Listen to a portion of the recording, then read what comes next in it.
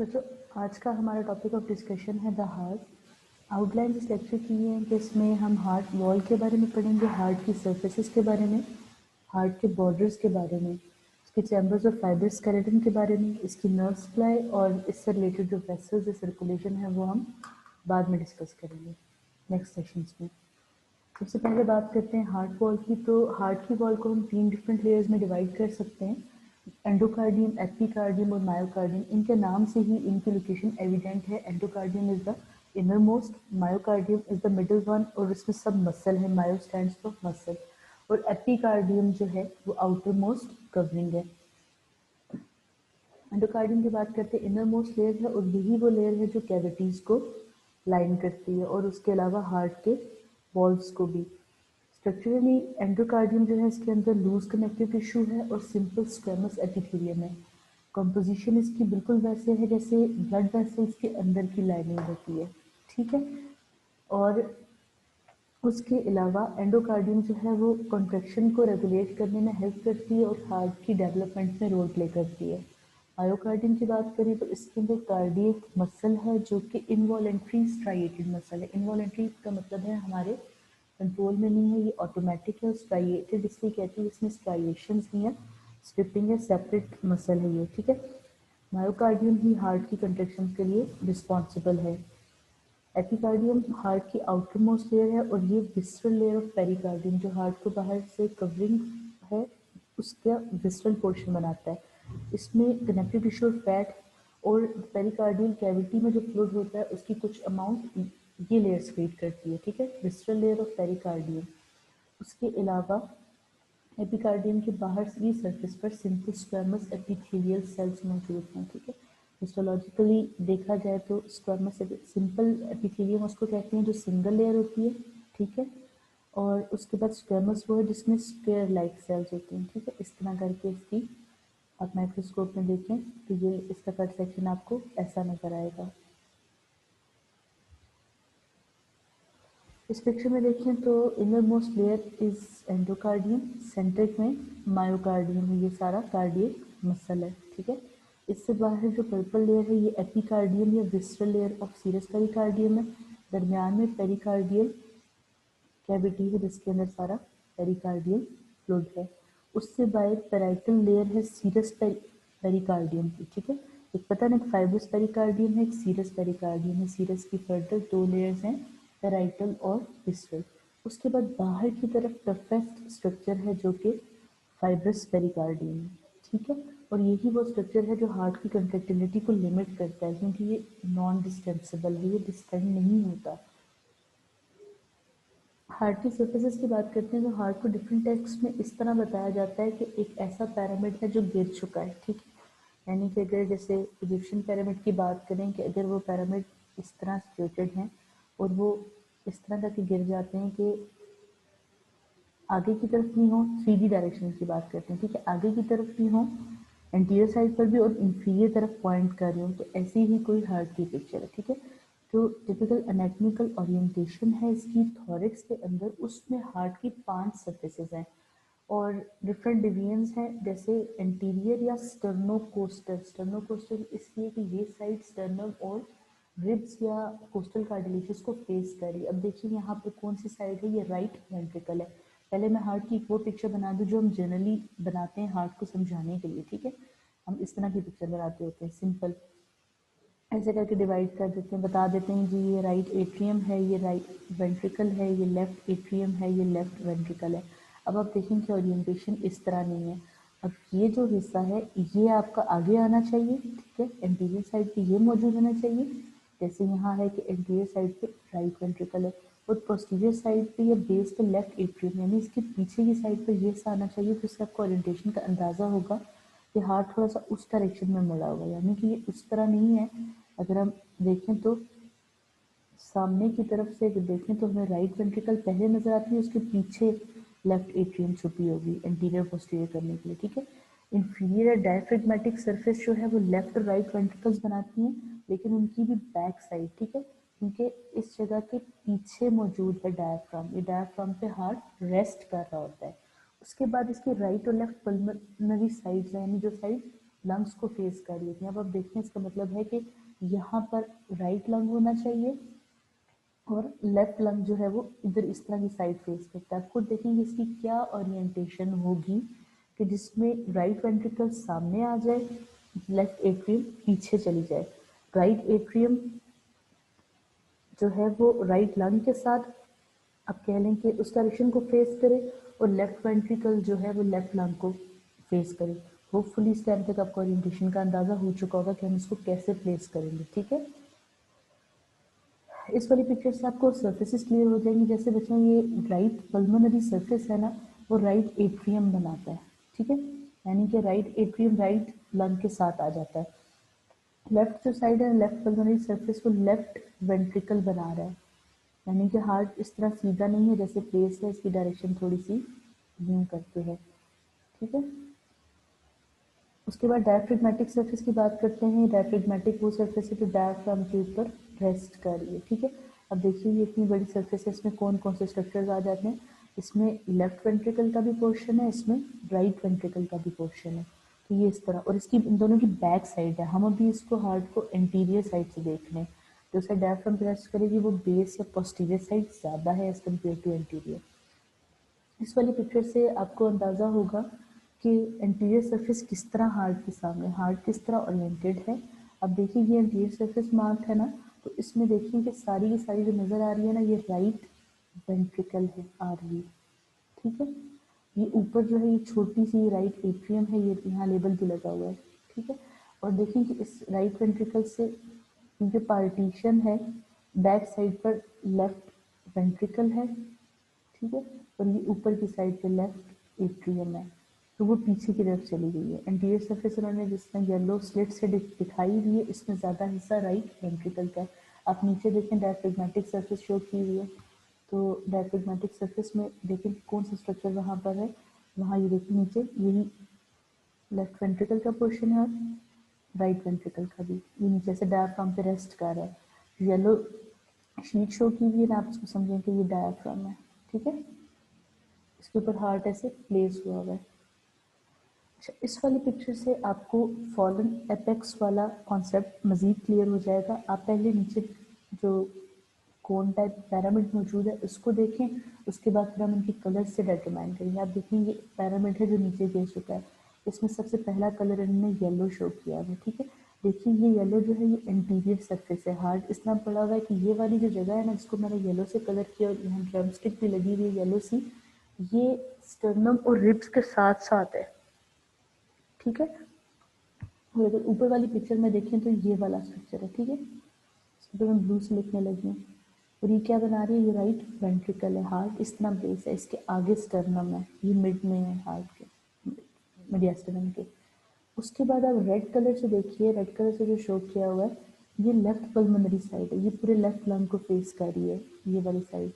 और यही वो साइड है जो लंग के अंदर कार्डियक नॉच मौजूद है ना, उसके अंदर जाकर एडजस्ट होगी। ठीक है, इसमें ज़्यादा लेफ्ट वेंट्रिकल है। उसके बाद बात करते हैं राइट पल्मोनरी साइड की। देखिए मेनली राइट एट्रियम बना रहा है, ये वाला राइट एट्रियम है। ठीक है, इसको मैंने डॉट लगाया, आर ए लिख देती हूँ इस पर। और अब इसकी बैक साइड देखते हैं, ये तो सारा इंटीरियर व्यू था। बैक साइड पे देखें आधा पोर्शन यहाँ पे रेड कलर जो है वो लेफ्ट वेंट्रिकल का भी नज़र आ रहा है। यही वो सरफेस है, ये जो अभी मैंने रेड को सर्कल किया, और उसके अलावा अभी जो पर्पल करने वाली है ना बच्चों, ये वो सरफेस है जो डायफ्राम पे रेस्ट कर रही है बैक साइड से। ठीक है, तो ये डायफ्राम के सेंट्रल टेंडन पर रेस्ट करती है। देखिए यहाँ पर मैंने ये शो की हुई है पोस्टीरियर या sorry inferior diaphragmatic surface mainly left ventricle बना रही है। ठीक है, नीचे की तरफ देखें, ये नीचे होगा सारी, ये नीचे सरफेस सारी की सारी। पहले बताएं सरफेसेस क्लियर हैं, फिर बॉर्डर की तरफ जाते हैं। सरफेसेस का बताइए जल्दी से, क्लियर है करें।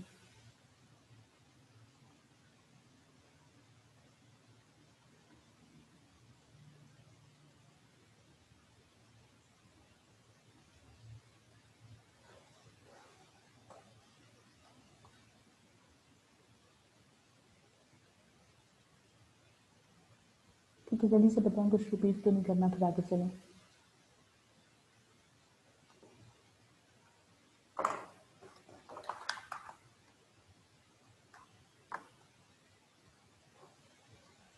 ठीक है, बॉर्डर्स की बात करते हैं मतलब बॉर्डर्स हार्ट के वो हैं जो सरफेसेस को सेपरेट कर रहे हैं, ठीक है। डिफरेंट सरफेसेस के दरमियान जो कॉर्नर्स हैं ना वो बॉर्डर है, यानी कि आप आसानी से इसको ये चीज़ कह सकते हो कि आपकी जो पूरी वॉल है ना, जिसको आप जिस पर फ्रेम्स वगैरह लगा सकते हो, वो सरफेस होती है आपकी, और जो कॉर्नर होता है ना, इससे दूसरी दीवार शुरू हो जाती है, वो बॉर्डर है, ठीक है। अब हार्ट के 4 मेन बॉर्डर्स हैं। राइट एट्रियम राइट बॉर्डर बनाती है, यहाँ देखिए रेड से डिमार्केटेड है, ठीक है। मैं इसका कलर भी वही करूँगी जो यहाँ पर डिमार्केटेड है। राइट बॉर्डर जो है वो राइट एट्रियम बना रही है, देखिए ये ठीक है। उसके बाद लेफ्ट बॉर्डर की बात करते हैं, तो लेफ्ट बॉर्डर जो है वो लेफ्ट वेंट्रिकल और कुछ हिस्सा लेफ्ट एट्रियम का भी बना रही है, इसलिए कि हार्ट थोड़ा सा आप कह लें कि लेफ्ट की तरफ ज़्यादा पॉइंटेड है ना, तो लेफ्ट एट्रियम वेंट्रिकल दोनों ही लेफ्ट की तरफ ज़्यादा मुड़े हुए हैं, ठीक है। लेफ्ट वेंट्रिकल और कुछ लेफ्ट एट्रियम भी, इसलिए देखिए ये लेफ्ट वेंट्रिकल और लेफ्ट एट्रियम का भी कुछ पोर्शन यहाँ पर है। उसके बाद इंफीरियर बॉर्डर की बात करेंगे, तो इंफीरियर बॉर्डर जो है वो लेफ्ट वेंट्रिकल राइट वेंट्रिकल बना रही है, ठीक है। सरफेसेस ऑफ बॉर्डर में अब प्लीज कंफ्यूज नहीं होना है, ये समझे कि ये एज है, कोना है, वो पूरी सरफेस थी, ठीक है। और उसके बाद सुपीरियर बॉर्डर जो है वो राइट और लेफ्ट एट्रियम बना रहे हैं, ठीक है। और उसके अलावा ग्रेट वेसल्स बना रहे हैं। ग्रेट वेसल्स पता है इनको कहते हैं, एओर्टा को कहते हैं, पल्मोनरी ट्रंक को कहते हैं, फिर वो बॉडी की सबसे बड़ी डायमीटर वाली वेसल्स है। तो सुपीरियर बॉर्डर राइट और लेफ्ट एट्रियम बना रहे हैं, उसके अलावा ग्रेट वेसल्स बना रहे हैं। देखिए आप इसमें राइट एट्रियम भी है कुछ हद तक, इसमें लेफ्ट एट्रियम भी है, और ये भी ग्रेट वेसल्स असेंडिंग एओर्टा और पल्मोनरी ट्रंक और सुपीरियर वेना कैवा भी, ठीक है। वेसल क्योंकि आर्टरी और वेन्स दोनों हैं। हार्ट के सल्काई की बात करते हैं, स्नेल में इसको उन्होंने इंटरवेंट्रिकुलर ग्रूव्स लिखा है बच्चों। ग्रूव और सल्कस मोर और लेस एक ही चीज़ होती है, ठीक है। जैसे इस तरह का कोई स्ट्रक्चर के दरमियान में मौजूद है ना, इसी को ग्रूव कहेंगे, इसी को सल्कस कहेंगे, ठीक है। हार्ट हॉलो स्ट्रक्चर है, इसके इंटीरियर साइड पर ना ये 4 चैम्बर्स में डिवाइडेड है, ठीक है। अब जो डिवीजन जहाँ जहाँ डिवीजन है ना बच्चों, वो बाहर की तरफ से ग्रूव की तरह नजर आता है, कि वहां से इंडेंटेशन हुई भी है पार्टीशन करने के लिए। यानी पहले मैं आपको हार्ट का इंटरनल दिखाऊंगी, फिर हार्ट के एक्सटर्नल पिक्चर में दिखाऊंगी। जैसे बच्चों ये हार्ट की पिक्चर है ना, हार्ट सपोज अंदर से इस तरह ही डिवाइड हुआ, जैसे मैं आपको सिंपल सी पिक्चर बताती हूँ।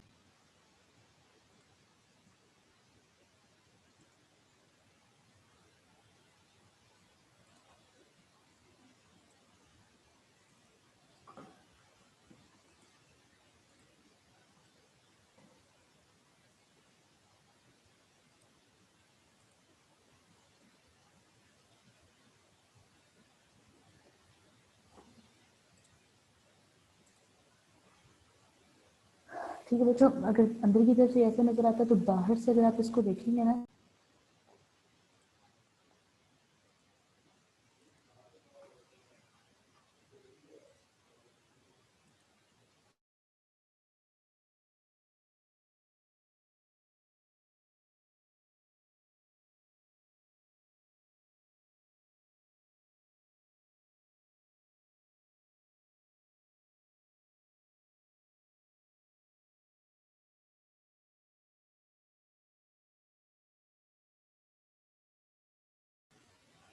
हार्ट की इंटरनल साइड से देखेंगे तो लगेगा जैसे यहाँ से सारी पार्टीशंस, और फ्रंट ऊपर से देखेंगे तो लगेगा जैसे यहाँ से डीप फरोज हैं, ठीक है। यानी समझे कि इंडेंटेशंस हैं ये, बाहर की तरफ से ये व्यू है, ठीक है। अगर मैं इसको बनाऊं पिक्चर को दोबारा इंडेंटेशंस के साथ, तो समझें कि इस तरह और ऐसे करके इंडेंटेशंस हैं डीप, कि पता चल रहा है कि अंदर से भी पार्टीशन हुई हुई है, ठीक है। तो उसको सल्काए कहा जाता है, ठीक है।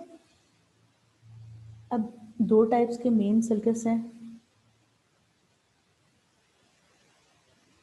कॉरोनरी सर्कस है और एंटीरियर और पोस्टीरियर इंटरवेंट्रिकुलर सर्कस है, ठीक है। कॉरोनरी सर्कस जो है वो, या उसी को हम एट्रियो वेंट्रिकुलर ग्रूव भी कहते हैं, यानी कि एट्रियम और वेंट्रिकल, राइट और लेफ्ट एट्रिया और राइट और लेफ्ट वेंट्रिकल के दरमियान का ग्रूव, ये ट्रांसवर्सली रन करता है हार्ट के गिर्द, और सेपरेशन को रिप्रेजेंट करता है एट्रिया और वेंट्रिकल के, ठीक है। ये साइनस, ये वाला जो फर्रो है ना, ये इंपॉर्टेंट है। वजह ये है कि इसके अंदर कुछ इंपॉर्टेंट वेस्कुलेचर गुजरता है, जैसे कि राइट कॉरोनरी आर्टरी इसके अंदर से गुजर रही होती है, ठीक है। उसके बाद right anterior posterior interventricular sulci की बात करते हैं, तो ये वर्टिकली रन करते हैं अपने हार्ट की साइड्स पे, यानी एंटीरियर वाला भी वर्टिकल नज़र आता है और पोस्टीरियर वाला भी वर्टिकल होता है, क्योंकि दोनों जो आप कह लो कि वेंट्रिकल्स को सेपरेट कर रहा होता है और हार्ट की ओरिएंटेशन की वजह से लग रहा होता है जैसे ये बिल्कुल सीधा है, ठीक है। चलकर सिंपल बच्चे समझिए कि किसी ने प्रेस करके, जैसे फिंगर से प्रेस करके आपको फरो बना दें प्रेशर से, ठीक है।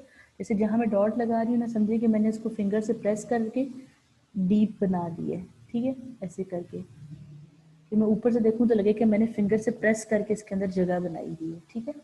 ये है सिंपल सर्कस। अच्छा, अब इस वाली पिक्चर में आप देखें, यहाँ आपको ग्रूव नज़र आएंगे से, ये देखिए एट्रियो वेंट्रिकुलर ग्रूव, रेड से करूँगी वरना नज़र नहीं आएगा, स्नेल की पिक्चर है, ठीक है। एट्रियो वेंट्रिकुलर ग्रूव है, ये एट्रियो और वेंट्रिकल के दरमियान है, ठीक है।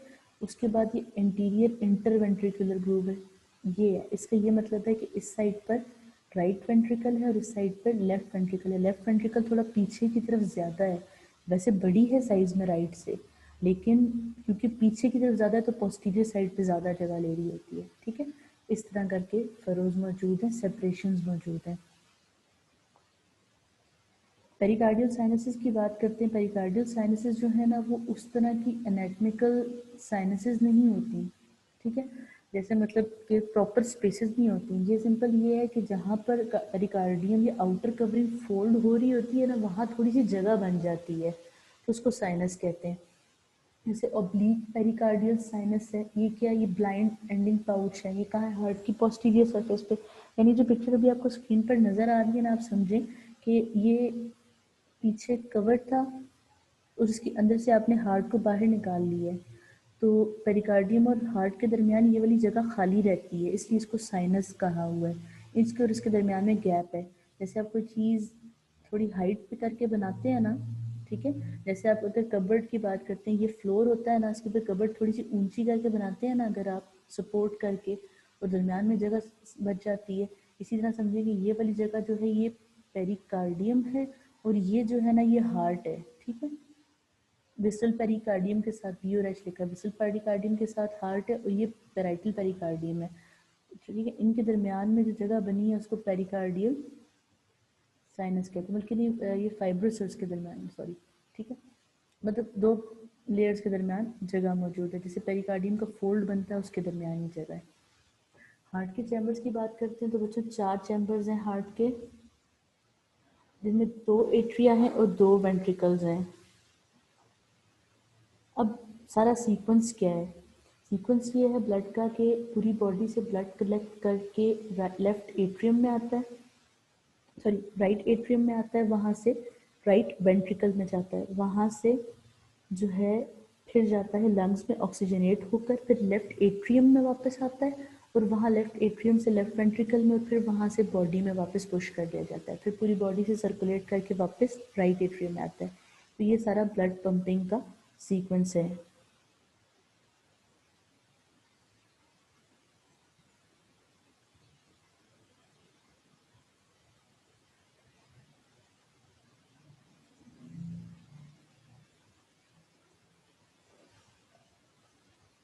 राइट एट्रियम की बात करते हैं बच्चों। राइट एट्रियम जो है वो डीऑक्सीजनेटेड ब्लड रिसीव करती है, ठीक है, पूरी बॉडी से, क्योंकि जब ब्लड बॉडी से वापस आ रहा है ऑब्वियसली उसने सारी ऑक्सीजन यूज़ कर ली हुई है। अब इस एट्रियम में ब्लड आता कैसे? सुपीरियर इंफीरियर वेना कैवा से, ये लार्जेस्ट वेन्स आप इन्हें कह रहे हैं, और उसके अलावा कॉर्नरी वेन से, कॉर्नरी वेन से हार्ट का अपना ब्लड भी वापस आता है। हार्ट बेशक ब्लड को पंप करने वाला ऑर्गन है, लेकिन हार्ट को खुद भी ब्लड की ज़रूरत है, इसलिए हार्ट में आर्टरीज भी हैं, हार्ट में वेन्स भी हैं, ठीक है। आप इसकी एग्जांपल ऐसे ले लेते हैं कि आपके घर में जो कुक है, शेफ़ है, वो खाना आपको बना कर देता है लेकिन खुद भी तो खाता है ना, ठीक है। तो इसी तरह हार्ट बेशक पंप करता है लेकिन उसकी अपनी भी रिक्वायरमेंट है, तो वो कोरोनरी वेसल्स के थ्रू, ठीक है। अब ये क्या करती है राइट एट्रियम? ब्लड को पंप करती है through the right atrio ventricular orifice, ठीक है। ओरिफिस का मतलब होता है ओपनिंग, यानी कि एट्रियो और वेंट्रिकल्स के दरमियान जो रास्ता बनता है ना, उसमें से ब्लड को पंप करती है, जिसमें ट्राइकस्पिड वाल्व लगा हुआ है वहां से राइट वेंट्रिकल के अंदर, ठीक है। राइट एट्रियम और वेंट्रिकल के दरमियान जो ऑरिफिस या ओपनिंग है उसके जरिए से ब्लड को वेंट्रिकल में पंप करती है, ठीक। एनाटॉमिकल पोजीशन में जो राइट एट्रियम है वही हार्ट का राइट बॉर्डर बनाती है, और एंटीरोमीडियल चैम्बर में इसके एक छोटा सा कह लो अपेंडिज या छोटी सी अटैचमेंट होती है, छोटा सा मस्कुलर पाउच होता है, जिसका क्या फ़ायदा होता है कि एट्रियम की कैपेसिटी बढ़ जाती है, कुछ ब्लड वो बेयर कर लेता है।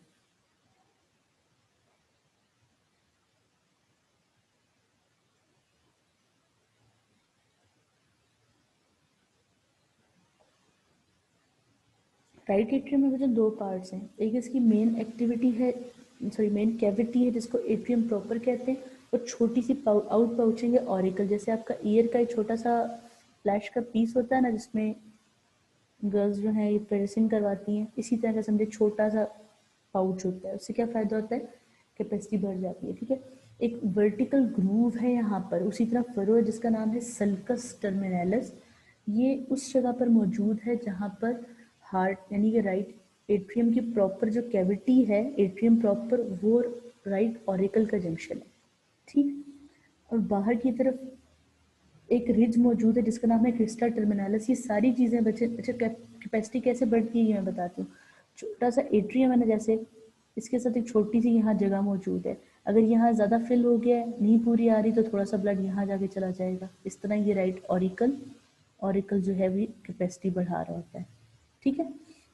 अच्छा ये समझते जाएं, ये पिक्चर से हम सारा रिवाइज करेंगे, अभी सिर्फ टेक्स्ट समझ लें क्योंकि स्नेल का टेक्स्ट है, आपने पढ़ना वहीं से, इसलिए मैंने यहाँ वहाँ से लिया ताकि आप लोगों को समझने में कोई मुश्किल ना हो, ठीक है।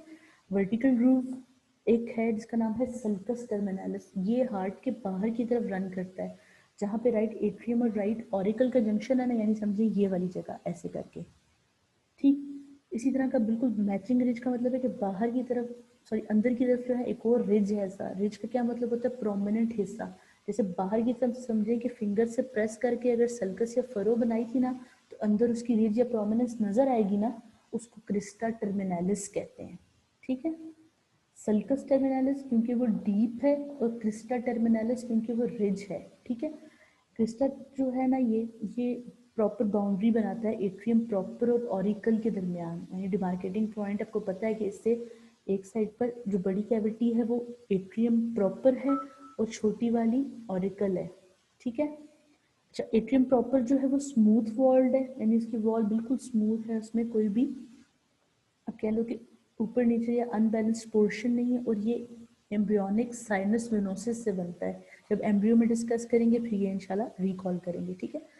लेकिन जो ऑरिकल है वो रफन्ड है या ट्रिबैक्यूलेटेड है, जैसे उसके ऊपर आप कह रहे हैं कि रफन्ड रिजेस बने हुए हैं, ठीक है, क्योंकि उसमें मसल फाइबर्स मौजूद है जिनका नाम है मस्कुलर पेक्टिनिटी या पेक्टिनेट मसल, और ये एरिया जो है ये एम्ब्रियोनिक प्रिमिटिव एट्रियम से डेवलप करता है, ठीक है। ये क्या चीज़ें हैं ये एम्ब्रियो पढ़ने के बाद ही क्लियर होंगी, अभी इनको डिस्कस करने का कोई फ़ायदा नहीं, हमारी डिस्कशन किसी और डायरेक्शन में निकल जाएगी।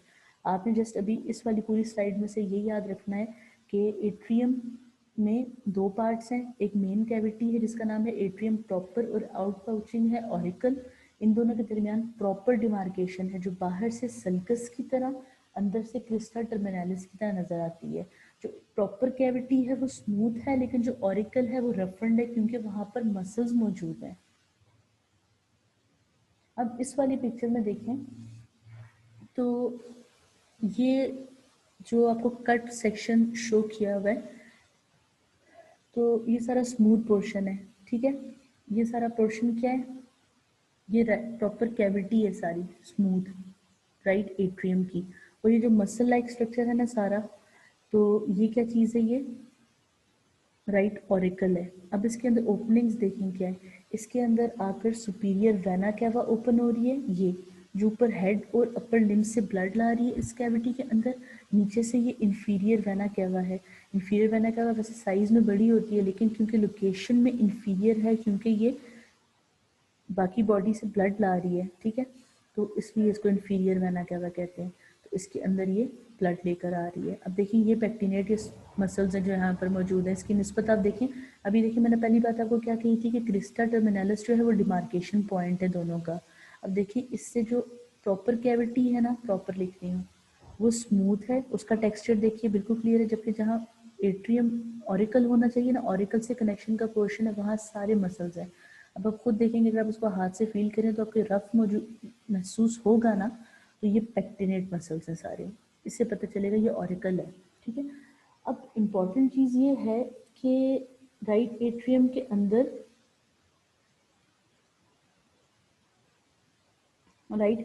अंदर जो है कौन कौन से स्ट्रक्चर आकर ओपन होते हैं, ये बात इंपॉर्टेंट है। ठीक है, ये बात अभी हमने डिस्कस की थी कि सुपीरियर वेना कैवा के थ्रू ब्लड हार्ट में आता है अपर हाफ ऑफ बॉडी से, तो एक ही ओपनिंग आ गई राइट एट्रियम के अंदर, और इसके अंदर कोई वॉल्व नहीं होता। वॉल्व आपको पता है रेगुलेट करने के लिए, यानी ये वाला फ्लो रेगुलेटेड नहीं होता, इजिली रिटर्न हो जाता है। बॉडी के लोअर हाफ में से जो ब्लड है ना वो इंफीरियर वेना कैवा के थ्रू आता है, और ये राइट एट्रियम के लोअर पार्ट में ओपन होता है। यहाँ पे रूडिमेंट्री या नॉन फंक्शनिंग वॉल्व है, यानी कि वॉल्व मौजूद है लेकिन वो कोई फंक्शन नहीं करता, यानी स्ट्रक्चर ऐसा है कि यहाँ कभी वॉल्व था लाइफ की किसी स्टेज में। कॉरोनरी साइनस की बात करते हैं, ये वो जगह है जो हार्ट के बहुत ज़्यादा सारे ब्लड को ड्रेन करती है, ये भी आकर राइट एट्रियम में खुलती है, यानी जो हार्ट का अपना ब्लड है ना सारा, वो भी वापस राइट एट्रियम में ही आता है। ठीक है, और ये कहाँ पर मौजूद है, इंफीरियर वेना कैवा और एट्रियो वेंट्रिकुलर ऑरिफिस के दरमियान, यानी जहाँ पर इंफीरियर वेना कैवा की ओपनिंग है वहाँ पर, और जहाँ से एट्रियम से वेंट्रिकल में जाने का रास्ता है उस जगह पर भी ये आके खुलती है।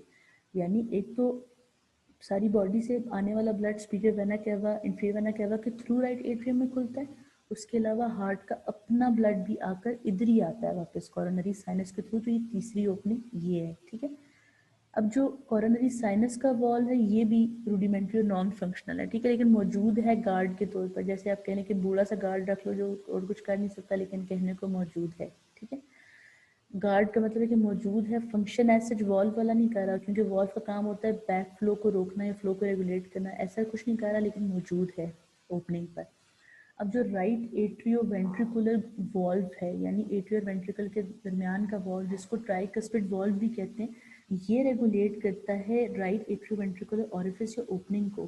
ठीक है, जो इंफीरियर वेना कैवा की ओपनिंग से आगे होती है। ठीक है, अब इसका क्या फ़ायदा है, ये ब्लड फ्लो को रेगुलेट करेगा।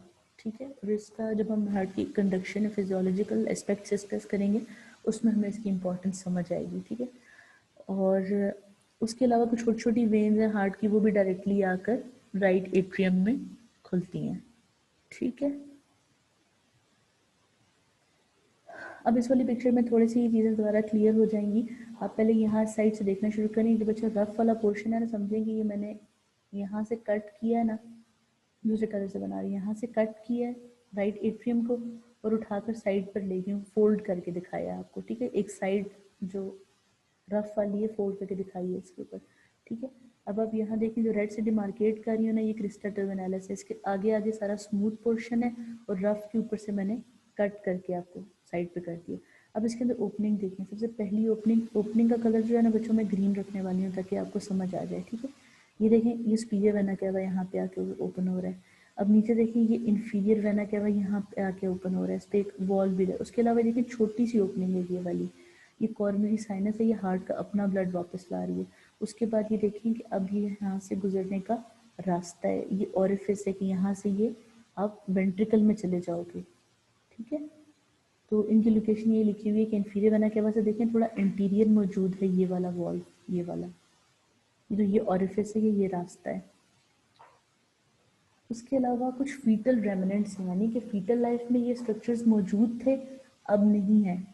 ठीक है, कॉरोनरी साइनसेस अगर नहीं समझ आ रही बच्चों तो वो ब्लड सप्लाई के साथ समझ आ जाएंगी, उसको इतना मुश्किल समझने की जरूरत नहीं, ब्लड सप्लाई के साथ रिपीट कर लेंगे। फोसा ओवेलिस और एन्यूलस ओवेलिस जो हैं ये दो स्ट्रक्चर्स हैं जो एट्रियल सेप्टम पर मौजूद है। एट्रियल सेप्टम वो है जो राइट एट्रियम को लेफ्ट एट्रियम से सेपरेट करता है। ये जो हम बात कर रहे थे ना सेप्टम्स की डिफरेंट, तो उनमें भी एक ही सेप्टम ये है कि राइट एट्रिया और लेफ्ट एट्रिया भी अलग अलग है। अब फोसा ओवैलिस है क्या, ये एक शैलो डिप्रेशन है, ठीक है, और ये उस जगह को मार्क करता है जहाँ पर फीटल लाइफ में फोरामेन ओवेल होता है। इसकी बैकग्राउंड इसका ये है बच्चों के फीटल लाइफ में आपके लंग्स फंक्शनल नहीं होते, ठीक है, आपके जो ब्लड की ऑक्सीजनेशन है वो आपकी मदर की बॉडी से होकर आती है, आपकी जो अम्बलाइकल आर्टरीज होती हैं, आप जो मदर से न्यूट्रिशन लेते हो वो ऑक्सीजनेट होकर आ रहा होता है ऑलरेडी। तो उस टाइम पर राइट और लेफ्ट हार्ट को सेपरेट करने की ज़रूरत नहीं है, उनकी एक ही जैसी फंक्शनिंग है, सिर्फ पंपिंग है। तो राइट एट्रियम से ब्लड गुजर कर एक चैनल के थ्रू लेफ्ट एट्रियम में जाता है जिसका नाम है फोरामेन ओवेल। लेकिन जब बच्चा पैदा होता है और पहला सांस लेता है और लंग्स फंक्शनल हो जाते हैं तो फिर ये क्लोज होना शुरू हो जाता है, क्योंकि उस टाइम ज़रूरत है कि ऑक्सीजनेटेड और डीऑक्सीजनेटेड ब्लड को अलग किया जाए, ठीक है। अभी उसी जो फीटल लाइफ का फोरामेन ओवेल था ना, उसकी बाकियात जो एक निशान रह गया है ना, जो अभी तक आपके दिलों में मौजूद होगा, उसका नाम है फोसा ओवेलिस। पहले फोरामेन था, फोरामेन इज ओपनिंग, फोसा सिर्फ एक डिप्रेशन है, ठीक है, उसकी बाकियात, उसके निशान, ठीक है। अब एनुलस ओवेलिस जो है ना, उसी वाले फोसा का अपर मार्जिन है। जैसे आप कह लो कि एक रिंग लाइक स्ट्रक्चर होता है ना, उसकी अपर बाउंड्री थोड़ी सी थिकंड होती है, तो जो ऊपर वाली थिकनिंग है ना वो एन्यूलस है, ठीक है, ओवेलस है, अपर मार्जिन बनाता है फोसा का। अभी इसी फोसा का जो फ्लोर है ना, वो रिप्रेजेंट करता है एम्ब्रियोनिक हार्ट के सेप्टम प्राइमम को, ठीक है, और जो एन्यूलस है ना वो सेप्टम सेकेंडम का लोअर एज को रिप्रेजेंट करता है। इसकी थोड़ा सा बैकग्राउंड बताऊंगी क्योंकि आपको कंफ्यूज करेगा बच्चों। ऐसे होता है हार्ट में कि ऊपर से एक सेप्टम आ रहा होता है हार्ट एट्रिया वेंट्रिकल को सेपरेट करने के, पहले एक ही बनता है ना स्ट्रक्चर, फिर उसको ज़रूरत है ना एट्रिया वेंट्रिकल सब में पार्टीशनिंग करने की, तो नीचे से एक सेप्टम ऊपर की तरफ जाता है और ऊपर से एक सेप्टम नीचे की तरफ आ रहा होता है, ठीक है, एक नीचे से ऊपर जा रहा है, ऊपर से नीचे आ रहा है, ठीक है। अब जो नीचे से ऊपर जा रहा है ये वाला प्राइमम है, ऊपर से नीचे आने वाला सेकेंडम है। अब इनके दरमियान में है क्योंकि फोसा वेलस, और ऊपर वाला हिस्सा आपको पता है कि वो क्या है, वो एन्यूलस है। तो यही बात यहाँ लिखी है कि देखें जो एन्यूलस ओवेलस है ना, सॉरी ये वाली नहीं, जो फ्लोर है ना इस फोसा का वो परसिस्टेंट सेप्टम प्राइमम को रिप्रेजेंट करता है। देखिए ये सेप्टम प्राइमम इसको फ्लोर को रिप्रेजेंट, इसका फ्लोर जो है वो इसी सेप्टम प्राइमम को रिप्रेजेंट कर रहा है कि ये मौजूद है अभी तक, ठीक है। और उसके अलावा लेकिन जो एन्यूलस है ना वो लोअर एज बना रहा है सेप्टम सेकेंडम की, क्योंकि ये ऊपर से नीचे आ रहा है, ठीक है, डायरेक्शन समझ आ गई है ना। सेकेंडम ऊपर से नीचे आ रहा है, प्राइमम नीचे से ऊपर जा रहा है, तो उस हिसाब से इसी फोसा के फ्लोर में प्राइमम है, रूफ में सेकेंडम है, ठीक है। अब इंफीरियर वेना केवा के वॉल्स और कोरोनरी साइनस जो है ये फीटल हार्ट में कंपैरेटिवली लार्जर होते हैं, क्योंकि ये ब्लड फ्लो उनका काम होता है राइट एट्रियम में डायरेक्ट करना, पूरी बॉडी से ब्लड लाया फिर लेफ्ट में पंप कर दिया और उसके बाद वहाँ से बॉडी में डिस्ट्रीब्यूट कर दिया, उस तरह राइट वेंट्रिकल में और वहाँ से लंग्स में जाने वाला निज़ाम उस टाइम मौजूद नहीं होता, ठीक है। वो आपके फर्स्ट क्राई के बाद तभी बच्चे को रुलाया जाता है, वो रोता है तो उसके लंग्स खुलते हैं, ठीक। इस वाली पिक्चर में देखें, इसमें आपको समझेंगे ये एम्ब्रियोनिक हार्ट दिखाया हुआ है, ये 43 डे ऑफ लाइफ पे, ठीक है, 22 डे ऑफ, कुछ बुक पे 22, कुछ पे 21, यानी थर्ड वीक ऑफ लाइफ से आपका तकरीबन हार्ट फंक्शनल हो जाता है, यानी पंपिंग शुरू कर देता है। सेप्टम अब एलिवेशन नहीं होती, सेप्टम अब पार्टीशन है, कर्टन्स हैं, ठीक है, उसको थोड़ा सा एम्ब्रियो के लिए छोड़ दें, जितना मैंने आपको बताया बस अब इतना समझे कि ये मैंने आपको सेपरेट करके, यानी कि एक इधर फुल स्ट्रक्चर था ना, ये इसको सेंटर में से कट करके खोल कर दिखाया, जैसे एप्पल समझो स्लाइस करके दो स्लाइस अब खोल कर सामने छोड़ दो, तो देखेंगे ये जो स्ट्रक्चर है ना ये पार्टीशन है जो लेफ्ट और राइट एट्रिया को सेपरेट कर रही है। इसके दरमियान में मौजूद है वो सेप्टम जिससे पर्पल एरो गुजर रहा है ना, ये आपकी फिटल लाइफ में फोरामेन ओवेल होता है जिससे ब्लड मिक्स हो रहा होता है, ठीक है। देखें राइट एट्रियम से लेफ्ट एट्रियम में ब्लड फ्लो कर रहा है, ब्लड फ्लो को राइट से, ठीक है, ये देखें ब्लड फ्लो कर रहा है इसके अंदर से गुजरता हुआ। अब देखिए नीचे से प्राइमम होता है, भी डायरेक्शन सब अलग है, इसमें मिक्सअप नहीं करना, जो आपको मैंने सिंपल पिक्चर दिखाई थी ना, नीचे से ऊपर प्राइमम के जाते हुए ऊपर से नीचे सेकेंडम के आते हुए, फिलहाल आपने वो याद रखना है, बाकी चीज़ें हम एम्ब्रियो में इंशाल्लाह डिस्कस करेंगे। फिलहाल एनाटमी में वापस आते हैं।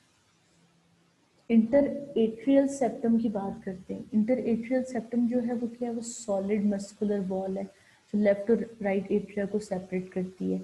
अब सेप्टल वॉल आपको पता है इसके अंदर यही फोसा ओवेलस ही होगा जाहिर है, और ये क्या है, ये फोरामेन ओवेल का रेमिनेंट है फीटल हार्ट के, जो वैसे क्या करता था फीटल लाइफ में, राइट टू लेफ्ट शंटिंग करता था। शंटिंग क्या होता है, एक रास्ते को दूसरे रास्ते से पे डायरेक्ट करना, ठीक है, शंट्स, ठीक, ताकि लंग्स को बाईपास किया जा सके, क्योंकि अगर राइट वेंट्रिकल में ब्लड चला जाए तो फिर तो उसने लंग्स में जाना है, तो वहां से रोकने के लिए राइट एट्रियम से डायरेक्ट लेफ्ट एट्रियम में ब्लड, और वहां से लेफ्ट वेंट्रिकल में, वहां से बॉडी में, ठीक है। देखें, it closes once the newborn takes its first breath, ठीक है, खुद ही क्लोज हो जाता है। ये अल्लाह ताला ने ऐसा सिस्टम रखा है। जिन लोगों के कहते हैं ना कि दिल में सुराख है, उनका यही प्रॉपर क्लोज नहीं हुआ होता, ठीक है। उनकी फिर क्या होता है, ऑक्सीजनेटेड डीऑक्सीजनेटेड ब्लड मिक्स हो रहा होता है, तो वो जब ज़्यादा एक्टिविटी करते हैं जिसमें ज़रूरत होती है कि ऑक्सीजन ज़्यादा हो, तो वो उनके साइनोसिस, ब्लू होना और फेंटिंग और ये सब मामला हो जाते हैं। हमारे बारी एक सिनेरियो था ये कि एक 19 ईयर ओल्ड गर्ल है, अना नाम लिखा होता है, कैसे उसका पता नहीं है, सही याद नहीं, लेकिन वो मतलब ठीक रही है। अब वो अपने मेडिकल कॉलेज में एनुअल स्पोर्ट्स वीक में रेस में पार्टिसिपेट करती है, तो भागते भागते साइनोज होकर फेंट हो गई है। तो पता चला है कि वहाँ पे उसके सेप्टम में होल मौजूद है, जैसे इसको AST लिखते हैं, एट्रियल सेप्टम डिफेक्ट्स। इंपॉर्टेंट है AST VST, यानी एट्रियल सेप्टम का डिफेक्ट और वेंट्रिकल सेप्टम का डिफेक्ट। तो इस तरह के सिनेरियोज आपको आएंगे टेस्ट में आपके, ठीक है, CBS के टेस्ट में। जी बच्चों, एम्ब्रियोनिक लाइफ में राइट वेंट्रिकल में उस तरह मतलब जैसे प्रॉपर है ना, ऑक्सीजनेशन के लिए नहीं जाता ब्लड आगे से लंग्स में जाने के लिए। सारा ब्लड जो राइट वेंट्रिकल में आता है ना, वो वहाँ से लेफ्ट वेंट्रिकल में भेज दिया जाता है। यानी राइट वेंट्रिकल अपने रास्ते से पास नहीं करती, इसको लंग्स में नहीं भेजती, लेफ्ट वेंट्रिकल को दे देती है कि आप बॉडी में इसको सप्लाई कर दो, ठीक है। अब राइट वेंट्रिकल की बात करते हैं, तो ब्लड जो है वो राइट एट्रियो वेंट्रिकुलर ओरिफिस से के जरिए से राइट एट्रियम से लेफ्ट राइट वेंट्रिकल में चला जाता है, तुम्हें पता। उसके बाद ब्लड जो है वो वेंट्रिकल को पल्मोनरी ओरिफिस से लीव करता है, क्योंकि अब ब्लड जो है वो कहाँ जाना चाहिए, वो लंग्स में जाना चाहिए ऑक्सीजनेशन के लिए, ठीक है। ये मैं आपको फिर पिक्चर से समझाती हूँ। राइट वेंट्रिकल में ब्लड आ गया, पल्मोनरी ओरिफिस या पल्मोनरी ओपनिंग के थ्रू पल्मोनरी ट्रंक में जाता है। पल्मोनरी ट्रंक किसको कहते हैं, पल्मोनरी आर्टरी वो कह लें, ठीक है, क्योंकि बड़ी होती है इसलिए हमने इसको ट्रंक लिखा है। अब इन्फंडिबुलम क्या है, इन्फंडिबुलम वो नैरोइंग है कोन के जैसी या फनल के जैसी, जहाँ वेंट्रिकल कैविटी जो है वो नैरो होकर पल्मोनरी ओरिफिस की तरफ जाती है, और ये रास्ता बनाता है राइट वेंट्रिकल से बाहर निकलने का, ठीक है। ये आगे मैं पिक्चर से दिखाती हूँ कैसे। अब जो सिंपल पिक्चर अगर हम अब इसकी बनाते हैं ना बच्चों, तो इस तरह बनाते हैं। ये मैंने 2 वेंट्रिकल्स बनाई है ना अगर, तो राइट वेंट्रिकल से ब्लड जो है अब वो यहाँ से बाहर जाना चाहिए लंग्स की तरफ, ठीक है। ऑपोजिट डायरेक्शन में बनाती हूँ। यहाँ से ब्लड अगर नैरो होकर बाहर जाएगा ना, ताकि ये जो अंदर की लाइनिंग है ये वेसल की तरह बन जाए हार्ट में से, ताकि ब्लड बाहर निकल सके। देखिए हमने एक चीज़ पढ़ी थी ना कि एंडोकार्डियम जो है वो बिल्कुल वैसी है जैसे वेसल्स की एंडोथेलियम होती है, और आप देखेंगे राइट वेंट्रिकल पल्मोनरी ट्रंक के साथ कॉन्टिन्यूस है, इसी से आगे जाते हैं, तभी इनकी अंदर की लाइनिंग सेम है, ठीक है। अब जो राइट वेंट्रिकल की वॉल्स जो हैं वो एट्रियम की निस्बत काफ़ी थिक हैं, क्योंकि इन्होंने ब्लड को पंप करना है, राइट एट्रियम में सिर्फ कलेक्ट करना था और थोड़ा सा इंटरवल देकर वक्फा देकर वेंट्रिकल को सप्लाई कर देना था, ठीक है। और इसके अंदर बहुत सारी इंटरनल प्रोजेक्टिंग रिजेस हैं, ठीक है, मसल बंडल्स से बनी। अब ये जो रिजेस हैं इनको कहते हैं ट्रेबिक्युलाए कार्नी, ठीक है, ट्रेबिक्युलाए कार्नी नाम है इनका, और यही करेक्टरिस्टिक फीचर है वेंट्रिकुलर वॉल का। और वॉल को स्पॉन्ज जैसी अपीयरेंस देते हैं, यानी कि अगर आपको हार्ट का कट सेक्शन मिले ना और बताएं ऐसे कटा हुआ एक स्लाइस मिले और कहे आप डायरेक्शन डिटरमाइन करो कि ऊपर मतलब एट्रियम आपको रखना है, नीचे वेंट्रिकल रखना है, तो आप कैसे सेट करोगे। आप देखोगे जो ज़्यादा रिज वाला ये स्पॉन्ज जैसा लग रहा है ना, उसको नीचे रख के दिखाओगे, कहोगे ये वेंट्रिकल है। ऊपर तो कंपैरेटिवली स्मूथ है वो एट्रियम होगा। अब आप कहोगे ऑरिकल के अंदर है, लेकिन ऑरिकल इतना रफर्ड या इतना स्पॉन्ज लाइक नहीं होता जैसी वेंट्रिकल होती है। जब आप मॉडल देखोगे हार्ट का तो आपकी चीज़ क्लियर हो जाएगी। ये पिक्चर मैंने आपकी बुक से ली है, स्नेल से, कुछ इसमें पॉइंट्स इंपॉर्टेंट ताकि क्लियर हो जाए। इसमें आपको पता चले कि ट्राइकस्पिड वॉल्व कहाँ से है। ये वाले देखिए बच्चों, ये क्या है, ये एट्रियम है राइट, ठीक है। ये वेंट्रिकल है, इनके दरमियान में रास्ता है ना, ये ऑरिफिस है, इसको गार्ड कर रहा है ट्राइकस्पिड वॉल्व। अब आप देखिए इसी से रेड करने लगी मैं इसको, ठीक है। इसी से देखिए इस रास्ते से होता हुआ ब्लड लंग्स के अंदर चला जाता है, ठीक है, ऑक्सीजनेट होने के लिए। और यहाँ पर सेकंड पिक्चर में माइट्रल वॉल्व है, इसको फिलहाल हम डिस्कस नहीं कर रहे, इसी पिक्चर के लिए ज़्यादा किया था, इसमें हम वापस आएंगे एक दफ़ा एंड पे देखने के लिए। स्लाइड नंबर 26 है, ठीक। राइट वेंट्रिकल में अभी हमने बात की थी, कुछ रिजेस हैं जिनका नाम है ट्रेबिक्युलाई कार्नी। अब तीन टाइप्स हैं बच्चों की। जो पहली टाइप है उसको कहते हैं पेपिलरी मसल्स। ये ऐसे हैं कि इनकी डायरेक्शन अंदर की तरफ है और इनकी बेस जो है वो वेंट्रिकुलर वॉल के साथ अटैच है, लेकिन जो इनकी एपेक्स है वो फाइब्रस कॉर्ड के ज़रिए ट्राइकस्पिड वॉल्व के जो कस्प्स हैं ना, कस्प्स कह लें कि उसके जो कर्टन्स हैं, जो सेपरेशन पॉइंट्स हैं, उनके साथ अटैच हैं। यहाँ वाली पिक्चर में आप देखें, ये देखिए ये वेंट्रिकुलर वॉल है, इसके साथ मसल की बेस अटैच है, तो ये प्रोजेक्ट करता है और इसके ऊपर देखिए ये इस तरह करके थ्रेड लाइक स्ट्रक्चर्स हैं जो इनको कहते हैं हम कॉर्डी टेंडनी, और ये अटैच्ड हैं कस्प ऑफ ट्राइकस्पिड वॉल्व के साथ, यानी उस वॉल्व के साथ जो राइट एट्रियम और राइट वेंट्रिकल को सेपरेट कर रहा है। दूसरी टाइप की बात करते हैं तो ये ऐसे हैं कि साइड्स इनकी वेंट्रिकुलर वॉल से अटैच है लेकिन ये सेंटर से फ्री हैं। जैसे ये वाली सेकंड वाली पिक्चर में देखिए, ये वाली बात कर रहे हैं हम, देखेंगे ये साइड भी अटैच, ये साइड भी अटैच, सेंटर जो है इनका रेज्ड है। अब इन वाले जो ये जो टाइप है ना ट्रेबिक्युलाई कार्नी या रिजेस की, इनमें एक टाइप होती है इसको हम कहते हैं सेप्टो मार्जिनल ट्रेबेक्युला, ठीक है। टाइप की मतलब इनका एक, अब यानी इस ग्रुप का एक मेंबर है, उसको हम सेप्टो मार्जिनल ट्रेबेक्युला कहते हैं, वजह मॉडरेटर बैंड कहते हैं। वजह ये है कि ये वेंट्रिकल कैविटी से इस तरह गुजरता है कि ये जो सेप्टम है ना, जो दो वेंट्रिकल्स को सेपरेट कर रहा है, उससे राइट वेंट्रिकल के एंटीरियर वॉल की तरफ आ रहा होता है और ये एट्रियो वेंट्रिकुलर बंडल लेकर आता है, यानी हार्ट के कंडक्टिंग सिस्टम के पोर्शन को लेकर आ रहा होता है। और इसी की वजह से हार्ट की जो एंटीरियर वॉल है वो ज़रूरत से ज़्यादा डिस्टेंड नहीं होती प्रेशर के आने में। इस चीज़ को थोड़ा सा आप समझेंगे कि अगर मैं देखें कि ये अगर ये पिक्चर है ना बच्चों, ये हार्ट की, तो ये देखेंगे ये जो मॉडरेटर बैंड है ना, ये इस वाली वॉल से फ्रंट की तरफ आ रहा है, इस वॉल के ऊपर जो यहाँ वॉल होनी चाहिए उसके साथ अटैच है। एक तो यहाँ से कंडक्शन के लिए सिस्टम ला रहा है जो कि हम नेक्स्ट डिस्कस करेंगे, और उसके अलावा अगर इस तरह का बैंड या इलास्टिक मौजूद है तो ये इस वॉल को ज़रूरत से ज़्यादा डिस्टेंड भी नहीं होने देता, सेप्टम के साथ साथ करीब करीब रखता है, ठीक है। और थर्ड टाइप में सिंपल रिजेस बनी हुई हैं, छोटी छोटी एलिवेशंस बनी हुई हैं।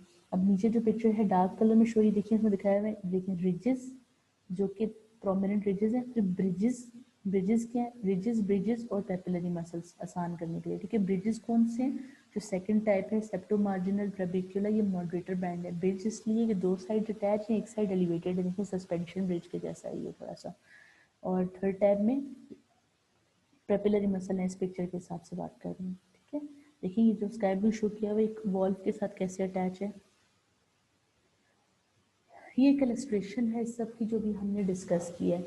मैं डिफरेंट कलर से इसको हाईलाइट करती जाऊंगी, ठीक है। सबसे पहली टाइप क्योंकि हमने पेपिलरी मसल पढ़ी थी, येलो कलर से मैं पेपिलरी मसल को हाईलाइट करूंगी। ये देखिए पेपिलरी मसल्स हैं, इन्हीं के साथ ये देखिए कॉर्ड लाइक स्ट्रक्चर्स हैं, इनको कॉर्डी टेंडनी कहा है, और ये जाकर फिर वॉल्व है जो उनकी, ये जो स्ट्रक्चर आपको दिखाया हुआ है ना बच्चे, ये आरबी है राइट वेंट्रिकल, इससे ऊपर यहाँ राइट एट्रियम होती है, इनके दरमियान का रास्ता है, ठीक है। दूसरी हमने बात की थी मॉडरेटर बैंड की। अब देखिए मॉडरेटर बैंड जो है ये सेप्टम से आगे की तरफ आ रहा है इस तरह, और इस तरह की छोटी पिक्चर देखें तो ये भी जो बने हुए ना बच्चों ट्रेबेक्युलाई कार्नी, ये भी मॉडरेटर बैंड ही देखें, दो साइड अटैच, दरमियान से उठा हुआ है। और तीसरी जो है वो रिजेस होती हैं, इस पिक्चर में रिजेस हमने प्रॉपरली शो नहीं की, ठीक। इस वाली पिक्चर पे वापस आ जाते हैं। इस वाली पिक्चर ये आपकी स्नेल से ली हुई है। अब देखिए ये सबसे पहले क्या है, ये पेपिलरी मसल है। अब देखिए पेपिलरी मसल के कॉर्ड्स अटैच है ऊपर जाकर ट्राइकस्पिड वॉल्व के साथ, ठीक है। मॉडरेटर बैंड देखिए उसी तरह अटैच है ब्रिज की तरह। ये ट्रेबेकुलर कार्नी जो लिखा हुआ ना सिंपल, ये रिजेस को लिखा हुआ है इसमें, छोटी छोटी एलिवेशंस को, ठीक है। हार्ट का इंटरनल स्ट्रक्चर है ये, ह्यूमन हार्ट की पिक्चर है कट सेक्शन। राइट वेंट्रिकल में राइट एट्रियो वेंट्रिकल या ट्राइकस्पिड वॉल्व होता है जो इस ऑरिफिस या एंट्रेंस को आप कह लें कि गार्ड कर रहा होता है। अब इस वॉल्व में 3 कस्प्स या लीफलेट्स हैं, ठीक है, या कह लें 3 कर्टन्स हैं इसके, 3 ऐसे एक ओपनिंग के 3 डोर्स हैं ये, ठीक है। और ये बनते कैसे हैं, ये एंडोकार्डियम जो इंटरनल लेयर है ना उसी का फोल्ड और इसके अंदर कुछ कनेक्टिव टिश्यू होता है। अब इनकी डायरेक्शन के हिसाब से इनको नाम रखा गया, एक एंटीरियर है, एक सेप्टल है, एक इंफीरियर या पोस्टीरियर है। इंफीरियर या इसलिए कहा है कि थोड़ा सा आपको पता है ना हार्ट थोड़ा सा टेढ़ा होता है तो वो पीछे की तरफ आ जाता है, लेकिन एंटीरियर के रेफरेंस से इसी को पोस्टीरियर भी कहा गया है क्योंकि ये एंटीरियर के डायरेक्टली पीछे होता है। और फिर सेप्टल वो है जो सेप्टम से आ रहा है। एंटीरियर कस्प आपको पता है एंटीरियर लाई करेगा, सेप्टल कस्प वहाँ लाई करेगा जहाँ पर सेप्टम है, वेंट्रिकुलर सेप्टम, और इंफीरियर या पोस्टीरियर थोड़ा नीचे लाई करेगा। अब इन सब की जो कस्प की बेसिस है ना जहाँ से ये ओरिजिनेट हो रहे हैं वो हार्ट के फाइब्रस रिंग या स्केलेटन के साथ अटैच हैं, क्योंकि फ्री एजेस जो हैं वो दरमियान में वेंट्रिकुलर सरफेस के दरमियान और कॉर्डी टेंडनी के साथ अटैच हैं। यानी कि अगर आप ऊपर से खड़े होकर देखें आपको ये तो पता चल गया ना अभी तक कि ऊपर एट्रियम है, नीचे वेंट्रिकल है। ये जो दरमियान में पोर्शन है ना ये वाला, ये अब हम इसको ऊपर से खड़े होकर देख रहे हैं तो हमें कैसा नज़र आ रहा है, हम यहाँ से देख रहे हैं इसको, ठीक है। हमें ऐसा नज़र आ रहा है कि ये रिंग जैसा रास्ता बना हुआ है जिसमें ऐसे कस्प्स हैं, ऐसे करके थी, इसमें एक एंटीरियर है, एक पोस्टीरियर या इंफीरियर, और ये सेप्टल है। सेप्टल वाला कौन सा है, अगर मैं इसी को यहाँ बनाऊँ, इन वाले कस्प को रेड से बनाऊँ तो ये देखें ये वाला सेप्टल है, ये एक थोड़ा आगे करके एंटीरियर है और एक पीछे की तरफ से पोस्टीरियर है, इस तरह करके यहाँ ये मौजूद है, ठीक है। अब ये इस वाली पिक्चर में इन्होंने इसको उठाए हुए हैं, इंटीरियर को उठाकर मतलब ये सब होल्डर्स डालकर सेपरेट किए हुए, ये इसी के पीछे पोस्टीरियर है और ये देखें सेप्टम की साइड पे सेप्टल लीफलेट है।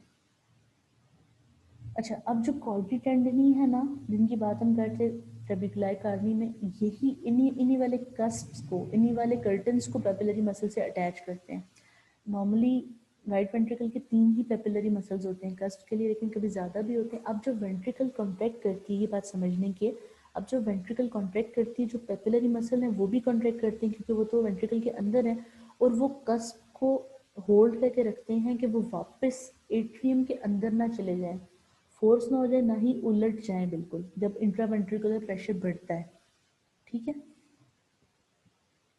इस प्रोसेस को असिस्ट करने के लिए जो कॉर्डी टेंडनी है ना एक मसल के, वो 2 कस्प के साथ अटैच होते हैं। मैं कुछ सिंपल एग्जांपल दे रही हूँ, हमारे घर के डोर्स होते हैं वो एक ही डायरेक्शन में पूरे खुलते हैं, ठीक है, दूसरी तरफ बाहर नहीं खुलते हैं ना, तो इसी तरह एक डायरेक्शन में खुलते हैं। इसी तरह ये जो कॉर्डी टेंडनी अटैच्ड हैं ये इंश्योर करते हैं कि ये वेंट्रिकल की तरफ ही ओपन हो, यानी कि राइट एट्रियम से राइट वेंट्रिकल के अंदर ब्लड तो आए, लेकिन जिस टाइम राइट वेंट्रिकल कॉन्ट्रैक्ट करे तो ये वापस ना जाए ब्लड, ठीक है।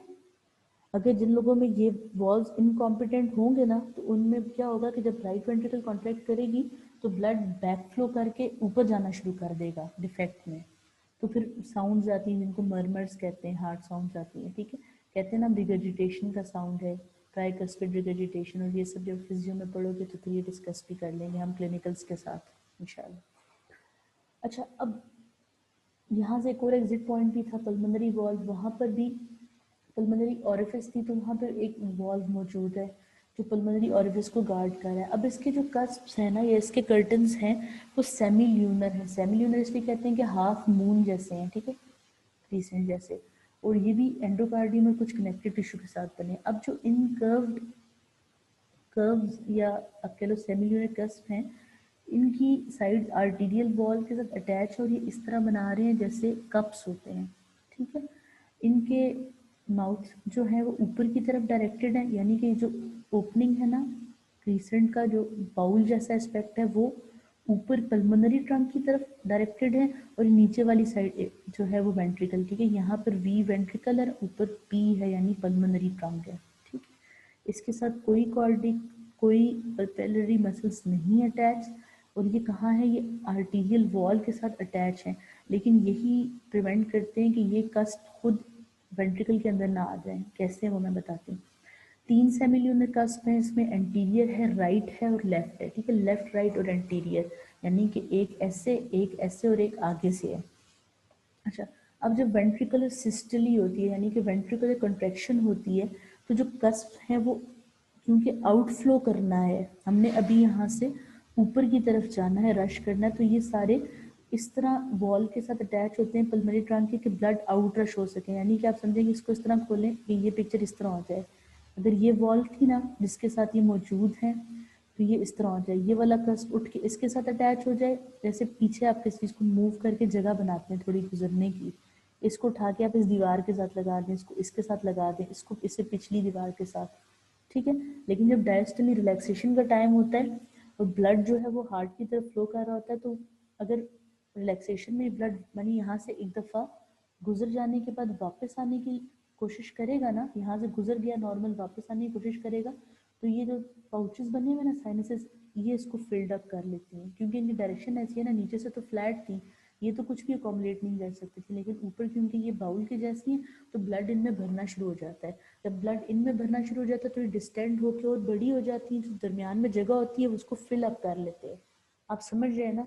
जैसे समझें कि आप एक पाइप के अंदर बैलून प्लेस करें, ठीक है, उसको डिस्टेंड करना शुरू कर दें, तो बैलून जब डिस्टेंड होगा तो वो पूरा ल्यूमन कवर कर लेगा ना पाइप का। इसी तरह बैक फ्लो के केस में जब ऊपर से ब्लड आकर गिरता है इनके अंदर कॉन्ट्रैक्शन के दरमियान, तो ये साइनसेस फिल हो जाती हैं और दोबारा ब्लड को पीछे नहीं जाने देती वापस, ठीक है। तो जो पिक्चर आपको शो हो रही है समझे ऐसे है कि ये सर्कुलर वॉल थी ना, इसका एक पोर्शन काट के स्ट्रिप बना के आपको दिखाया हुआ है, ठीक है। ये पिक्चर आप व्यू पूछते हो अक्सर के व्यू कौन सा है, तो ये इस तरह है,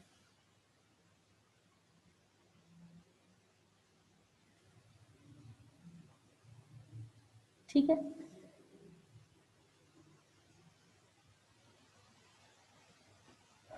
क्लियर हो गया ये वाला पॉइंट?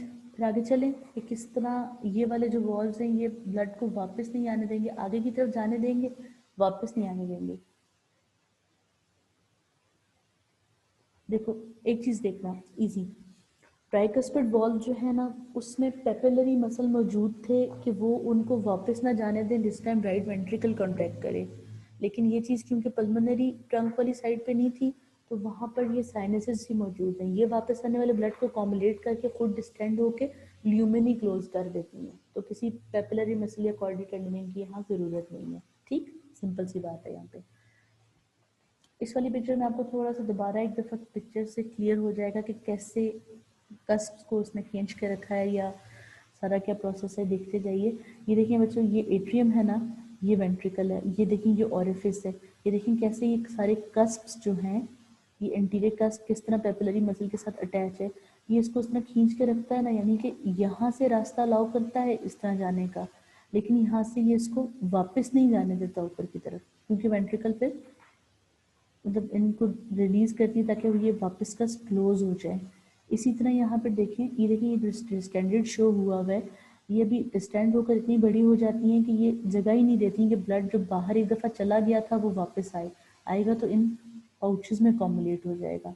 लेकिन जब बाहर जाने की बात आएगी ना बच्चों, तो उस टाइम ये इनको प्रेस करता हूँ, क्योंकि उस टाइम भी डिस्टेंडेड नहीं होंगी ना, तो प्रेस करता हुआ इनको दीवार के साथ लगाता हुआ प्रेशर से बाहर निकल जाता है, क्योंकि राइट वेंट्रिकल ने प्रेशर देना होता है, ठीक है। लेकिन बैक फ्लो उस तरह प्रेशर वाला तो नहीं होता ना, इसलिए आप देखें अगर आपने पाइप से पानी ऊपर की तरफ प्रोजेक्ट करना हो छत की तरफ, तो पाइप में प्रेशर होना चाहिए पीछे पानी का, लेकिन उसमें छत से वापस आ जाने के लिए सिर्फ उसको ग्रेविटी की ज़रूरत है, जो कि उतनी स्ट्रॉन्ग नहीं होती जितना पाइप का प्रेशर होता है, ठीक है। यही चीज़ है कि पीछे से प्रेशर दे रहे हैं तो वो सेमिलर वॉल्स को हटाता हुआ बाहर निकल जाएगा ब्लड, लेकिन वापस नहीं आता, आखिर साइनसेस में जमा हो जाता है। लेफ्ट एट्रियम की बात करते हैं, बिल्कुल राइट एट्रियम की तरह इसमें भी एक मेन कैविटी है प्रॉपर और ऑरिकल है, इसका इंटीरियर भी स्मूथ है, लेकिन जो लेफ्ट ऑरिकल जो है उसी तरह पेक्टिनेट मसल है, ठीक है। अब मतलब दोनों एक ही तरह की है, लेकिन क्या चीज़ डिफरेंट है कि यहाँ क्रिस्टल टर्मिनलिस या डिमार्केशन वाली रिज नहीं है, यहाँ पर यहाँ वाली साइड से फोसा ओवेलस उतना प्रॉपर नज़र नहीं आता जितना राइट एट्रियम से देखने से आता है तो दोनों के दरमियान में, राइट और लेफ्ट एट्रियम के दरमियान में था, लेकिन राइट से देखो तो बहुत प्रॉपर नज़र आ रहा था, लेफ्ट से देखो तो उतना प्रॉपर नज़र नहीं आता। वजह ये है कि ये लेफ्ट साइड की तरफ से बंद होकर, यानी कि ये जो सेप्टम है ना बच्चे, कर्टन था, इसके ऊपर विंडो खुली हुई थी, फोरामन ओवेल, ये जब क्लोज होती है ना तो इस पे जो फ्लैप आके इसको बंद करता है ना, ऐसे समझेंगे, फ्लोशन टेप जो आप लगाते हो ना वो लेफ्ट की साइड से लगती है, लिड आकर लेफ्ट की साइड से बंद होती है, इसलिए लेफ्ट की साइड से ये इतना क्लियर नज़र नहीं आ रहा होता, ठीक है। लेफ्ट एट्रियम के पीछे ये जो है ये राइट एट्रियम के पीछे है लेफ्ट, और ये बेस का ज़्यादा हिस्सा बनाता है पोस्टीरियर सरफेस का। और जो सीरस पेरिकार्डियम में ऑब्लिक साइनस है ना, वो भी लेफ्ट एट्रियम के पीछे है। ठीक है, आप समझ आ गई डायरेक्शन, पीछे पीछे की तरफ ज़्यादा है, हार्ट थोड़ा सा पीछे की तरफ ज़्यादा मुड़ा हुआ है। और ये फाइबर, और इसके और ईसोफेगस जो है ना, उसके दरमियान में सिर्फ फाइब्रस पेरिकार्डियम है। यानी इसके बाद विसरल मतलब लेयर्स तो है, लेकिन जो मेन लेयर है ना सेपरेशन की, वो फाइब्रस पेरिकार्डियम में। इसके अंदर क्या ओपनिंग्स हैं? इसके अंदर 4 पल्मोनरी वेन्स हैं, 2 जो हर एक लंग से आ रही हैं और पोस्टीरियर वॉल में आती हैं। इसमें वॉल्स कोई भी नहीं होते, और इसमें भी एक लेफ्ट एट्रियोवेंट्रिकुलर ऑरिफिस है जहाँ पर माइट्रल वॉल्व है, ये बाइकस्पिड वॉल्व है।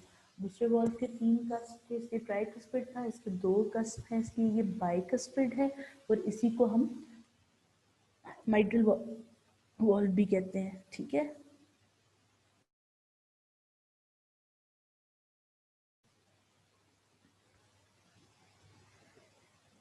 अच्छा इस वाली पिक्चर में देखें, अब ये जो व्यू है ना बच्चों, ये अब हम लेफ्ट एट्रियम की साइड से देख रहे हैं, पहले हम राइट एट्रियम की साइड से हार्ट को देख रहे थे। अब यहाँ से देखें, यहाँ पे भी फोरामेन ओवेल है, लेकिन उतना प्रोमिनेंट नहीं होगा जितना राइट से नज़र आता। ठीक है, और ये देखें पल्मोनरी वेन्स आकर इसके अंदर ओपन हो रही हैं, 2 इधर हैं, 2 इस साइड से आ रही होती हैं। ठीक है, वो दूसरे व्यू से नज़र आ जाएगा। इसका वॉल देखिए, इसके वॉल में सिर्फ 2 ही कस्प हैं, ये और ये है, ये भी उसी तरह मसल से अटैच है। ठीक है, इसके अंदर भी छोटा सा ऑरिकल है, लेकिन क्रिस्टा टर्मिनलिस इतना प्रोमिनेंट नहीं, यहाँ बना हुआ है पिक्चर में, लेकिन ओरिजिनली इतना प्रोमिनेंट होता नहीं है जितना प्रोमिनेंट वहाँ का, क्योंकि हम दोनों साइड्स को भी कंपेयर करके पढ़ रहे हैं इसलिए। इस वाली पिक्चर का मकसद ये है कि ये हार्ट का पोस्टीरियर व्यू है ना, पोस्ट लिख रही हूँ, ठीक है, पोस्टीरियर व्यू है, इससे आपको ताकि पता चल जाए कि ये देखें 4 पल्मोनरी वेन्स हैं, वरना कन्फ्यूजन होती है ना कितनी। आर्टरीज 2 हैं पल्मोनरी, लेकिन वेन्स 4 है। जो पल्मोनरी ट्रंक है ना, उससे डिवाइड होती हैं आगे 2 में, लेफ्ट पल्मोनरी आर्टरी और राइट पल्मोनरी आर्टरी बनती है। वेसल्स को अलग से डिस्कस करेंगे। लेफ्ट वेंट्रिकल की बात करते हैं। ब्लड लेफ्ट वेंट्रिकल में कहाँ से आता है? लेफ्ट एट्रियम से। कौन सा रास्ता होता है? लेफ्ट एट्रियो वेंट्रिकल ऑरिफिस होती है। उसके बाद ये कहाँ से एग्जिट करता है? जहाँ से एग्जिट करता है उसको एओर्टिक ऑरिफिस कहते हैं। ठीक है, असेंडिंग एओर्टा में चला जाता है। एओर्टिक जो ऑरिफिस है वहाँ पर भी एक एरिया है, उसका नाम है एओर्टिक वेस्टिब्यूल, और ये यहाँ का इस वाली वेंट्रिकल का आउटफ्लो ट्रैक है। जैसा पल्मोनरी ट्रंक जो है वो राइट का आउटफ्लो ट्रैक था ना, यहाँ पर एओर्टा है। लेफ्ट वेंट्रिकल की जो वॉल है बच्चों, वो राइट वेंट्रिकल की वॉल से 3 गुना ज़्यादा थिक है, और इसका जो ब्लड प्रेशर है ना इस वाली वॉल के अंदर, वो राइट वेंट्रिकल की निस्बत 6 टाइम्स ज़्यादा है। वजह ये है कि राइट वेंट्रिकल ने सिर्फ ब्लड को पंप करना था लंग्स के अंदर, लेकिन लेफ्ट वेंट्रिकल ने पंप करना है पूरी बॉडी के अंदर। ठीक है, अपने से ऊपर लेवल पे जो ब्रेन है उस तक भी पहुंचाना है, अपर लिम्स को भी देना है, लोअर लिम्स को भी देना है। ठीक है, अब क्रॉस सेक्शन में लेफ्ट वेंट्रिकल जो है वो सर्कुलर नजर आती है, लेकिन राइट क्रिसेंटिक नजर आती है। वजह ये है कि उसमें बल्ज कर रहा होता है इंटरवेंट्रिकल सेप्टम। देखिए यहाँ होना चाहिए ना सेप्टम दोनों की पार्टीशन, तो वो बल्ज करके राइट वेंट्रिकल के अंदर आ रहा होता है। तो इस वजह से इसका क्रॉस सेक्शन क्रीसेंट जैसा है और इसका सर्कुलर है। उसके अलावा आप मस्कुलर थिकनेस को देखें, देखिए इसका मसल कितना थिक है। ठीक है, इसका जबकि इसका मसल कितना थिन है। ठीक है, 3x थिकर मसल, और अंदर का प्रेशर जो है वो 6x ऑफ राइट वेंट्रिकल है। ठीक है, अच्छा अब यहाँ पर ट्रेबिकुलाई कार्नी वेल डेवलप्ड होते हैं, 2 लार्ज पेपिलरी मसल भी होते हैं। यहाँ मतलब वेल डेवलप्ड ट्रेबिकुलाई कार्नी का मतलब है कि रिजिज वाली बात हो रही है, वो होते हैं। 2 लार्ज पेपिलरी मसल भी होते हैं, लेकिन मॉडरेटर बैंड नहीं होता है यहाँ पर, क्योंकि यहाँ पे हमने डिस्टेंसिबिलिटी अलाउ करनी है। पहले हार्ट डिस्टेंड होगा, उतना ज़्यादा ज़ोर से कॉन्ट्रैक्ट करेगा।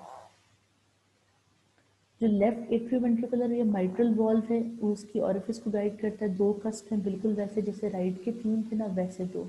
एंटीरियर कस्प थोड़ा बड़ा है, और ये एट्रियोवेंट्रिकुलर और एओर्टिक ऑरिफिस के दरमियान आ जाता है अक्सर। कॉर्डी टेंडनी वैसे ही अटैच है ट्राइकस्पिड के जैसे, ऑरिफिस बिल्कुल वैसी है जैसे पल्मोनरी साइड के थी।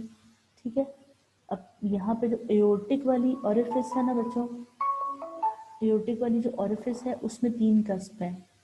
राइट कॉरोनरी कस्प लेफ्ट है, और पोस्टीरियर या नॉन कॉरोनरी कस्प है। हर एक कस्प के पीछे जो एओर्टिक वॉल एक बल्ज बनाती है जिसको एओर्टिक साइनस कहते हैं, ठीक है। और यही उन्हीं बल्जेस से लेफ्ट और राइट आर्टरीज निकलती हैं, यानी कि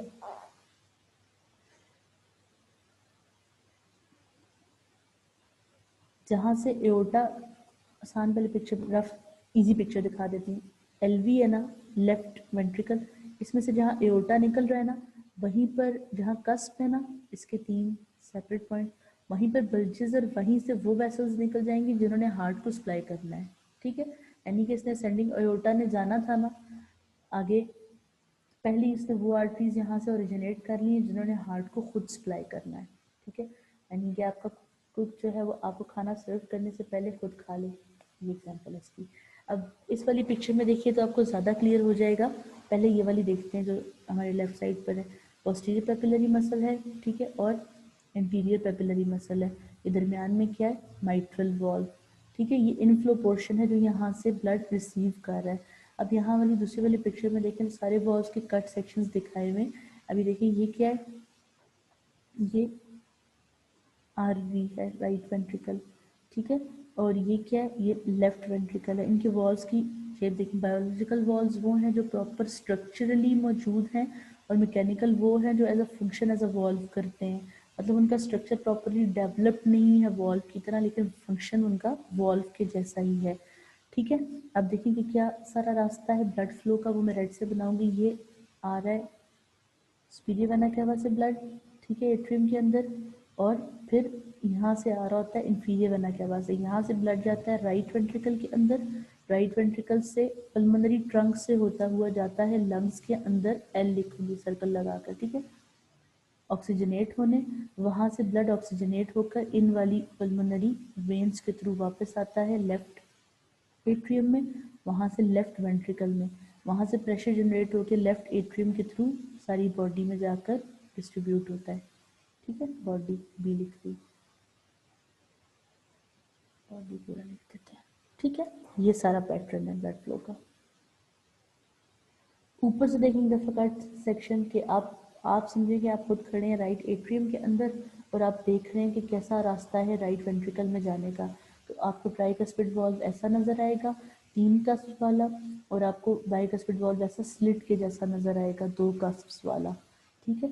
एओर्टिक वॉल्व को देखेंगे कि वापस, अब एओर्टिक वॉल्व को समझेंगे नीचे चलेंगे तो वहाँ से एग्जिट पॉइंट देखते हैं, अभी फिलहाल ऊपर से ही देख रहे हैं कि नीचे से वापस आने का रास्ता, यानी यहाँ से होकर आने का रास्ता, लेफ्ट साइड से आने का रास्ता कैसा है एग्जिट, तो वो ऐसी नज़र आती है।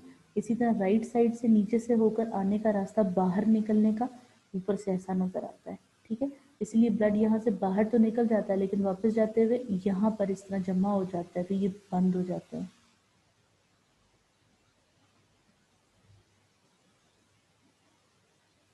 हाँ, ये सारे साथ बंद होते हैं, कोऑर्डिनेटेड मूवमेंट होती है। अगर ये सारे इकट्ठे बंद ना हो या इकट्ठे ओपन ना हो तो ब्लड फ्लो इम्पैक्ट होगी, ठीक है। फाइब्रस कार्डियक स्केलेटन की बात करते हैं तो ये एक समथिंग, एक इंटरकनेक्टेड फाइब्रस रिंग्स हैं, जहाँ जहाँ पर वॉल मौजूद है ना, उसको सपोर्ट देने के लिए, जैसे आप अगर एक शेड बनाना चाहें तो आपको ज़रूरत है कि आप 4 पिलर्स खड़े करें और उसके ऊपर आप शेड रखें। इसी तरह जहाँ पर ऐसे सर्कुलर कोई रिंग्स आपको, मतलब आपको वॉल्स को सपोर्ट करने की ज़रूरत है, वहाँ ज़रूरी है कि पहले एक जगह हो जो उनको अटैचमेंट प्रोवाइड करे, तो वो जगह फाइब्रस कार्डियक स्केलेटन कहलाती है। इसी तरह ये एट्रियोवेंट्रिकुलर वॉल्व्स यानी कि ट्राइकस्पिड और माइट्रल या बाइकस्पिड को, पल्मोनरी और एओर्टिक वॉल्व्स को वो प्लेटफॉर्म, वो जगह प्रोवाइड करती है कि जहाँ उनकी बेस अटैच है, ठीक है। अब जो फाइब्रस रिंग्स है ना, वो एट्रियोवेंट्रिकुलर ऑरिफिसेस जो हैं वो क्या करते हैं, ये मस्कुलर वॉल्स ऑफ एट्रिया को वेंट्रिकल की वॉल से सेपरेट करते हैं, क्योंकि इनके अंदर आपको पता है वॉल्स अटैच हैं, और लेकिन मसल फाइबर आकर इन पर अटैच होते हैं। उसके अलावा ये एक समझेंगे एक बाउंड्री भी बनाते हैं कि वॉल्व्स जो हैं और या ऑरिफिसेस जो हैं वो ओवर स्ट्रेच ना हो जाए, यानी कि अगर ये मस्कुलर ही सिर्फ वॉल्व हो और बाहर कोई बाउंड्री ना हो तो वॉल्व हो सकता है ना प्रेशर पड़ने से ज़रूरत से ज़्यादा स्ट्रेच हो जाए, तो ये उनको स्ट्रेच नहीं होने देते। उसके अलावा ये फ़ायदा होता है कि ये इलेक्ट्रिकल इंसुलेशन भी करते हैं, यानी एट्रिया और वेंट्रिकल के दरमियान जो कंडक्टिविटी है ना, उसके दरमियान बैरियर का काम भी करते हैं। इससे ये फ़ायदा होता है कि एट्रिया और वेंट्रिकल की जो कंट्रैक्शन है उसमें डिले आता है, जो आपको टाइम देता है कि वेंट्रिकल के अंदर एडिकेट ब्लड फिल किया जा सके, उसके बाद पंप हो, ठीक है। वो फिजियोलॉजी के मामले में वो उसके अंदर ज़्यादा बात नहीं करूँगी, ठीक है। सिंपल ये है कि ये उसका उसमें रोल है इसका। अगर